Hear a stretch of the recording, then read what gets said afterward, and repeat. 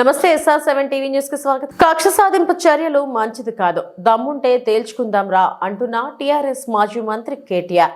హైదరాబాద్ తెలంగాణ రాష్ట్రంలో కాంగ్రెస్ పాలనలో ప్రజలు ఇబ్బంది పడుతున్నారని, పరిపాలన పేరుతో ప్రజలను పథకాలను పక్కకు పెడుతున్నారని, ఈడీ కేసులలో ఇరికించి ఇబ్బందులకు గురి చేస్తున్న రేవంత్ రెడ్డి దమ్ముంటే లైవ్ డిటెక్టర్ టెస్ట్ కి మీడియా ముందు నేను సిద్ధం, నువ్వు సిద్ధమేనా అంటూ సవాల్ విసిరిన టీఆర్ఎస్ పార్టీ మాజీ మంత్రి కేటీఆర్.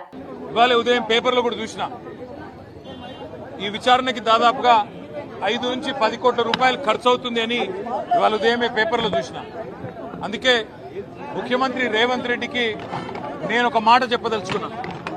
రేవంత్ రెడ్డి గారు, మీరు మీ కక్ష సాధింపు చర్యల్లో భాగంగా మీ మీద ఏసీబీ కేసు ఉన్నది కాబట్టి నా మీద ఏసీబీ కేసు బనాయించినావు, నీ మీద ఈడీ కేసు అయింది కాబట్టి నా మీద ఈడీ కేసు పెట్టినావు. ఏం ఇబ్బంది లేదు, నువ్వంటే దొరికినోనివి, నేనంటే నిజాయితీ పరుణ్ణి, ధైర్యం ఉన్నాను కాబట్టి ఎదుర్కొంటా.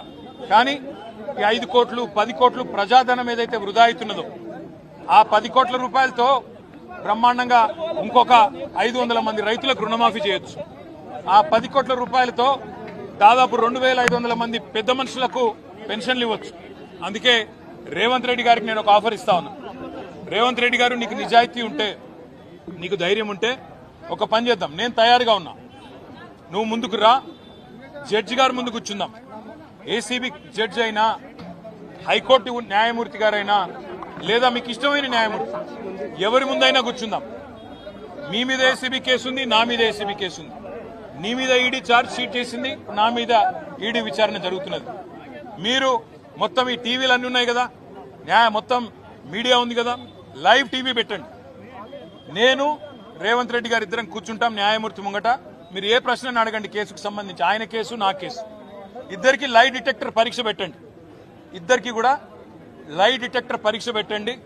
మొత్తం రాష్ట్ర ప్రజలందరూ చూస్తుండగా ఒక 50 లక్షలు 20 లక్షల రూపాయలు ఒడిసిపోతుంది. లేకపోతే ఈ 10 కోట్ల రూపాయలతోని అనవసరంగా ప్రజాధనం దుర్వినియోగం అయ్యే విధంగా, ఇంతమంది ఉన్నతాధికారుల టైం వేస్ట్ అయ్యే విధంగా, ఇంతమంది మీడియా సంస్థల టైం వేస్ట్ అయ్యే విధంగా ఈ కక్ష సాధింపు విచారణ మంచిది కాదు.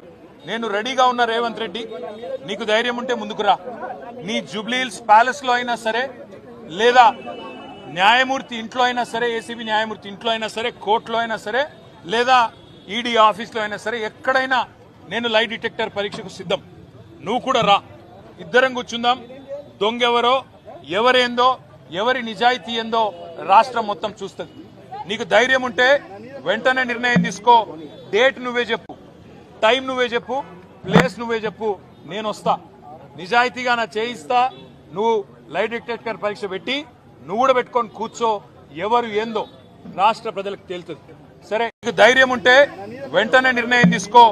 డేట్ నువ్వే చెప్పు, టైం నువ్వే చెప్పు, ప్లేస్ నువ్వే చెప్పు, నేను వస్తా. నిజాయితీగా నా చేయిస్తా. నువ్వు లై డిటెక్టర్ పరీక్ష పెట్టి నువ్వు కూడా పెట్టుకొని కూర్చో. ఎవరు ఏందో రాష్ట్ర ప్రజలకు తేలుతుంది.